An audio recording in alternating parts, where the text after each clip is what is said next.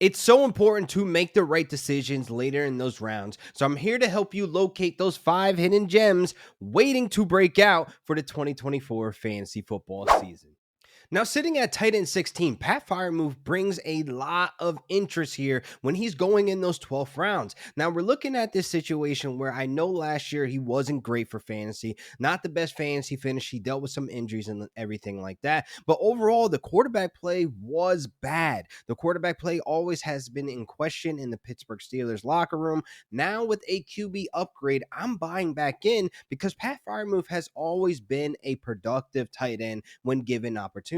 He's always had a strong red zone presence here. And now with getting Russell Wilson and maybe even Justin Fields, this is a huge QB upgrade when it comes to experience, when it comes to the QB accuracy, when it comes to overall decision making on that field. So we're getting this guy as tight end 16 in the 12th round, where you could possibly get a star-studded breakout player right now in a better situation he has ever been in his career. Since 2021, he's always been a decent, productive type of tight end where he has 1.5 yards per route run. So there is productivity there when he is on the field and being utilized properly. Arthur Smith is the offensive coordinator. He has shown his ability to get Jonnu Smith even involved in looking flashy at times. He had his way with, Kyle Pitts not exactly unlocking his full fantasy potential, but man, tight end 16, this guy can absolutely smash this ADP right now. So you got to go get Pat Firemove, who is dying for a breakout season.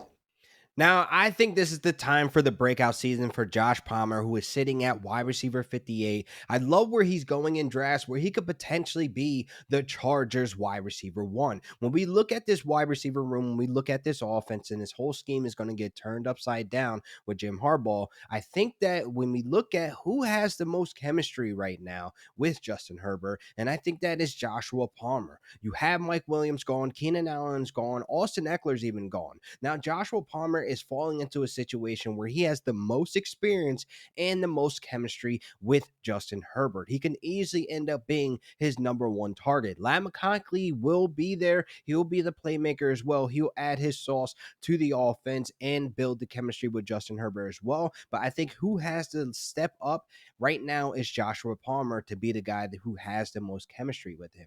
We've always been looking for him to get this opportunity to be a guy that can have this wide receiver one ceiling, to have this opportunity to put up the big numbers. He's pretty much been a flash in a pan where he kind of lacks the consistency of being a wide receiver one to put up consistent numbers. But we've seen some really, really good games for him, man. Some really good games where, in the last couple of seasons, the opportunities he's been able to get, there's been a time I've been able to watch a highlight and be like, man, Joshua Palmer is so good at football. So now with this opportunity going in as I would say as the wide receiver one going into camp, there's other guys like Quentin Johnston that still needs to prove themselves, and Ladd McConkey is the rookie that's fresh there. It's a run first heavy offense that we're assuming. I think Joshua Palmer is going to be able to take a step forward, be a little bit more consistent and efficient, and Justin Herbert being able to connect with him a lot more often than he was able to, being that camp always consisted of Keenan Allen, Mike Williams, and et cetera, et cetera.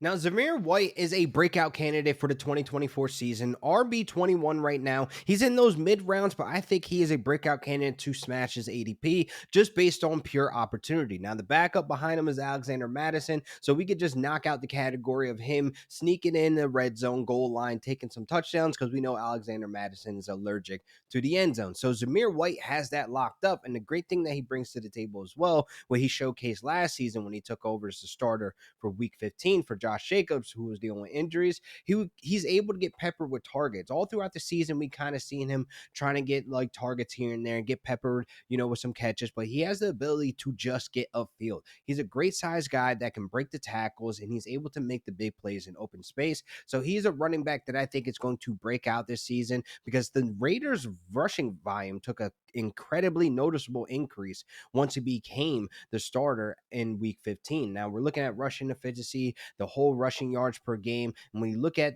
the players around him and how this offense was grooving, they were able to win 3 games out of the last couple of games since Week 15 because of the rushing efficiency being increased. Rushing yards per game, rushing yards per carry, etc. Everything just went up as soon as he take over. So like I said, he finished the season leading all running backs in the Raiders room with 4.3 yards per carry. I can see that increasing to maybe a 4.5, 4.6, because he's a guy that has the vision to find the opening running lanes and make the big plays. So buy in on Zamir White if he ends up falling shorter or later than RB21. Please do not overlook Demario Douglas for the Patriots this year. He is a guy going in those late rounds. I'm talking beyond the 12th round, where this dude is wide receiver 86 right now. And it's kind of crazy to me that just because the Patriots brung in these new rookies, Javon Baker and Jalen Polk, a lot of people are falling in love with the new shiny toys. But we have to remember how explosive and how productive Demario Douglas was for the Patriots last year, when the offensive system was very hard to watch, very disappointing, and he was still able to create the big plays. 60% of his yards after the catch was mentioned of top 5 among some notable names of Deebo Samuel, Rashid Rice. We know how much of a yak monster he was last season. 60% of his yards after the catch were created out of the receiving yards he's had. That is huge and major, where he's a proven playmaker, and Pop Douglas can be a guy that you can target in those later rounds, where he's just sitting there with a QB upgrade, a new offensive scheme,